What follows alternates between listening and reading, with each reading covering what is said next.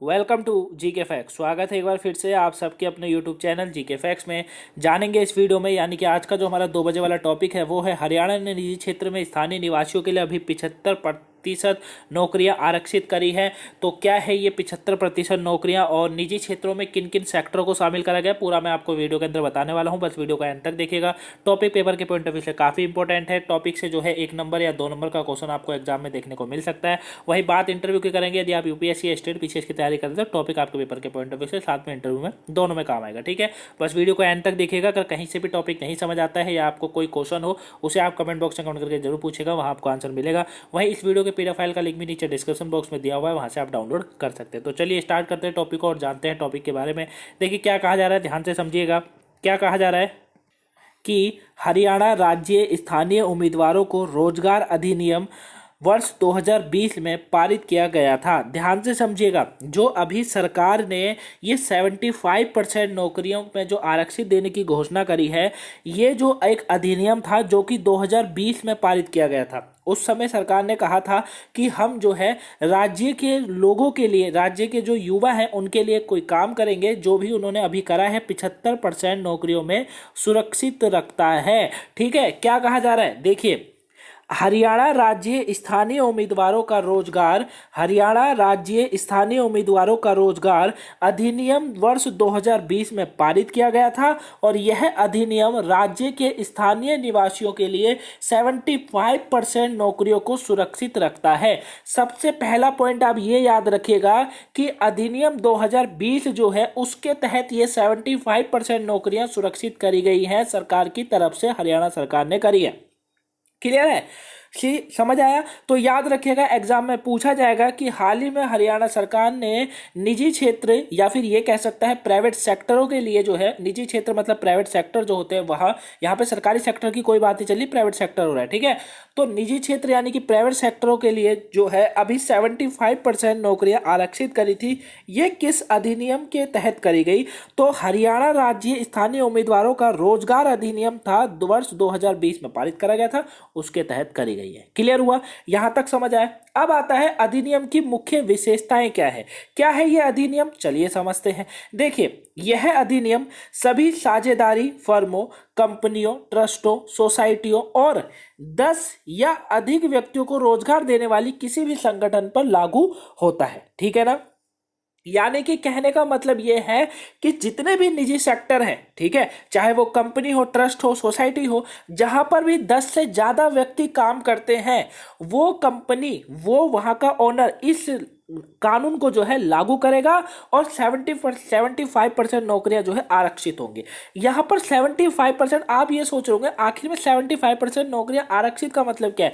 आरक्षित का मतलब ये हो जाता है कि हरियाणा राज्य में जितने हरियाणा राज्य में रहने वाले लोगों को ही नौकरी मिलेगी। अब हरियाणा के अंदर कोई भी अदर नहीं आ सकता, लेकिन यहां पर एक शर्त है, यह अधिनियम राज्य और केंद्र सरकार पर लागू नहीं होता है, पहली बात, और यह अधिनियम 10 साल के लिए यानी कि 2030 तक लागू होगा। ठीक है, वही राज्य में जो इंप्लॉइज होंगे यानी कि न्यायोक्ताओं का, यानी कि इंप्लॉइजों का, स्थानीय उम्मीदवारों को, ध्यान से समझिएगा, लोकल उम्मीदवारों की बात चल रही है। यहाँ पर क्या चल रही है, लोकल उम्मीदवार जो है ना उनके यहाँ पर टॉपिक पकड़ा जाइएगा, टॉपिक को पकड़िएगा। ठीक है ना, तो लोकल जो कैंडिडेट होंगे, लोकल कैंडिडेट को जो है 75% नौकरियां प्रदान होंगी।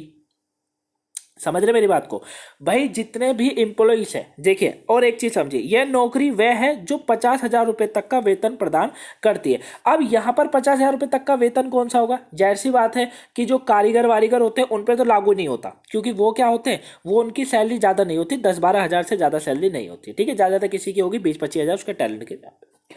लेकिन बात आती है जब यहां पर निजी क्षेत्र की बात चल रही है, तो फिर क्या, जैसे आईआईटी हो गया। अब कोई आईआईटी में पढ़ा, ठीक है, किसी ने आईआईटी कर आया और हरियाणा में नौकरी पाई, अगर वो वही का निवासी है ना, तो सबसे पहले नौकरी उसको देगी, चाहे उसकी काबिलियत कितनी भी हो।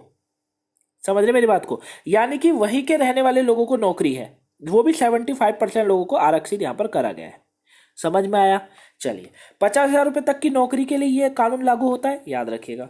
वही एम्प्लॉइजों को एम्प्लॉइयों को अपने सभी कर्मचारियों को एक निर्दिष्ट पोर्टल पर पंजीकृत करना होगा। यानी कि अगर आप नौकरी चाहते हैं और आप हरियाणा के अंदर रहते हैं तो आपको जो है क्या करना होगा, एक पोर्टल सरकार ने लॉन्च करा है जिसमें आपको पंजीकृत यानी कि रजिस्ट्रेशन करना होगा। वहां पर आपको रजिस्टर करना होगा, फिर उसके बाद आपको जो है ये नौकरी प्रदान होगी।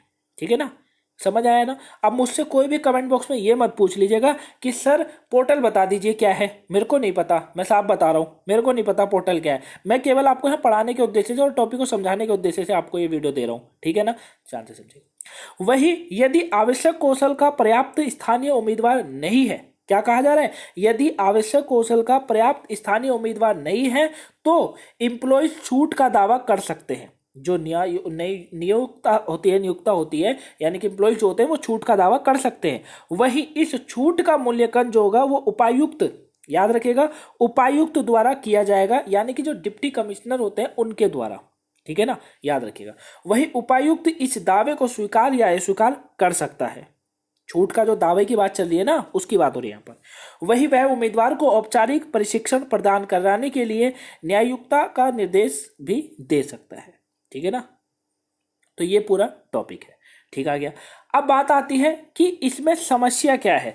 देखिए एक बहुत बड़ी समस्या है, ये तो आप समझ गए कि 75% आरक्षण है हरियाणा में रहने वाले लोगों को। ठीक है, अभी मैं आपको ये भी बताऊंगा कि सरकार ऐसा कानून क्यों लाई है, क्या इसके पीछे का कारण है, पूरा मैं अभी आपको समझाऊंगा। ठीक है, अभी हम वो भी पता करेंगे कि आखिर में सरकार ने ये कानून क्यों करा है।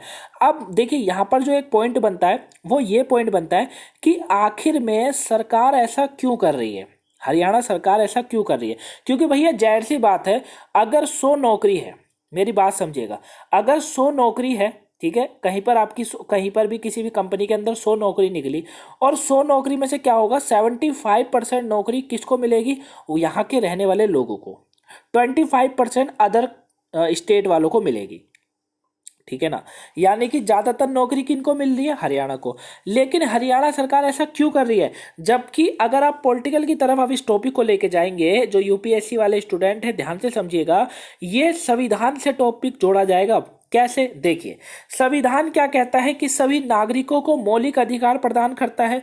भाई संविधान क्या करता है, सभी नागरिकों को मौलिक अधिकार प्रदान करता है। इसमें समानता का अधिकार है, पढ़ा है ना, समानता का अधिकार, किसी भी व्यवसाय का अभ्यास करने का अधिकार और किसी भी राज्य या देश के किसी भी हिस्से में रहने का अधिकार शामिल है। और अगर ये शामिल है तो साथ में मौलिक अधिकार जन्म स्थान जाति लिंग आदि के खिलाफ भेदभाव पर भी रोक लगाता है, ये भी आप लोग समझते हैं। लेकिन देश के राज्य कमजोर और आर्थिक रूप से पिछड़े वर्गों में सुधार के लिए रियायतें प्रदान कर सकते हैं। लेकिन यह अधिनियम संविधान का उल्लंघन कर रहा है। क्यों, क्योंकि क्या कहा जा रहा है कि आप किसी भी स्टेट में जाकर नौकरी कर सकते हैं, रह सकते हैं, वहां पर अपना पूरा जीवन बिता सकते हैं, आपको मौलिक अधिकार ये है, यानी कि फंडामेंटल राइट्स है हमारे ये। ठीक है, लेकिन इस अधिनियम में साफ कहा गया है कि निजी संस्थानों के लिए अनिवार्य प्रावधान करता है। यह अधिनियम क्या करता है, निजी संस्थानों के लिए अनिवार्य प्रावधान करता है। भाई कर नहीं रहा, क्या क्या कहा गया है, 75% आरक्षित, स्थानीय लोगों के लिए आरक्षित, समझ आया, वही बात है। तो यह देश के किसी भी हिस्से में व्यापार करने के अधिकार का उल्लंघन करता है। यह अधिवास के आधार पर अधिनियम बनाया गया है। ठीक है ना, और साथ में यह मौलिक अधिकार अनुच्छेद 16(2) का उल्लंघन है और अनुच्छेद 16(2) जन्म स्थान के प्रति भेदभाव का निषेध करता है। जन्म के, क्योंकि देखिए समझिए मेरी बात को, क्योंकि क्या हो रहा है भाई, सरकार ने सीधा कहा है स्थानीय निवासियों को, यानी कि लोकल कैंडिडेट जो हरियाणा के अंदर रहते हैं ना, उनको 75% नौकरी का आरक्षित दिया जा रहा है। अगर आप हरियाणा में नहीं रहते हैं तो नहीं दिया जाएगा, क्योंकि जो पोर्टल में जब आप फॉर्म को भरेंगे तो वहां आपसे पूछा जाएगा। ठीक है, तो ये समस्या इसमें है, लेकिन सरकार इसको लागू जो है कर चुकी है। क्लियर हो गया। हालांकि 10 साल तक लागू रहेगा, उसके बाद ये लागू नहीं रहेगा। ठीक है ना, क्योंकि मौलिक अधिकार का तो उल्लंघन ये है ही है। अब बात आती है इस अधिनियम की आवश्यकता क्यों पड़ी है। अब जहां पर ये जो तर्क यहां पर दिया हुआ है वो तर्क बिल्कुल सही है और उसके हिसाब से मुझे भी लगता है कि हाँ बिल्कुल सही है। हालांकि एक तरीके से संविधान का उल्लंघन तो है, लेकिन कोई बड़ी बात नहीं है, कोई बड़ी बात नहीं है। देश में संविधान का उल्लंघन हर दिन होता है। अगर सरकार कुछ राज्य के लिए कर रही है अपने और उल्लंघन होता है तो कोई बड़ी बात नहीं है। सरकार का कहना क्या है, देखिए हरियाणा के इन माइग्रेशन, ठीक है, क्या कह रही है सरकार, ध्यान से समझिएगा। हरियाणा में क्या हो रहा है, हरियाणा में जो है ना इन माइग्रेशन हाल ही में बढ़ रहा है। इन माइग्रेशन का मतलब क्या होता है, क्या कहते हैं इसको, स्थानांतरण, स्थानांतरण कहते हैं ना, शिफ्ट होना, है ना, कहते हैं मतलब राज्य के अंदर नौकरी ना होने की वजह से दूसरे राज्य में जाना, है ना। ज्यादातर लोग क्या करते हैं, जैसे उत्तराखंड की मैं बात करूं, उत्तराखंड की हम लोग बात करते हैं, उत्तराखंड में क्या होता है, उत्तराखंड में होता यह है कि लोग क्या करते हैं, उत्तराखंड से दिल्ली की तरफ आते हैं, आते नहीं आते, अरे आते हैं ना, उत्तराखंड से दिल्ली की तरफ आते हैं। क्यों आते हैं, क्या कारण है दिल्ली की तरफ आने का, कारण सिंपल सा है कि वहां पर नौकरियां नहीं है, ठीक है ना, वहां पर नौकरियां नहीं है और खेती बाड़ी कर कर लोग अपना वहां गुजारा करते हैं। तो इसीलिए लोगों को जो है दिल्ली की तरफ अपना रुख को जो है मोड़ना पड़ता है। तो वही चीज यहाँ भी है।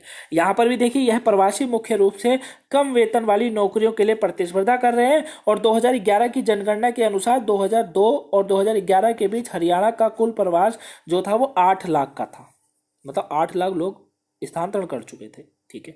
तो यह कारण था जो कि 75% अभी आरक्षित कर दिया है स्थानीय लोगों के लिए, और सरकार जिस बिहाफ से कर रही है वो बिल्कुल सही है। मुझे काफ़ी अच्छा डिसीजन लगा है सरकार का, हरियाणा सरकार का। आपको कैसा लगा कमेंट बॉक्स में बताएगा। तो ये पूरा टॉपिक था, आई होप आप इसको समझ गए होंगे। वीडियो कैसी लगी कमेंट बॉक्स में बताएगा। पसंद आया टॉपिक तो लाइक करिएगा, सब्सक्राइब कीजिएगा चैनल को, अगर आप न्यू स्टूडेंट है वहीं शेयर कीजिएगा जाके और भी लोगों पर पहुंच सके। अगर कोई सी वीडियो आज की ना देखी तो देख लीजिएगा। मिलेंगे 5 बजे वाली वीडियो में, तब तक के लिए थैंक्स फॉर वॉचिंग।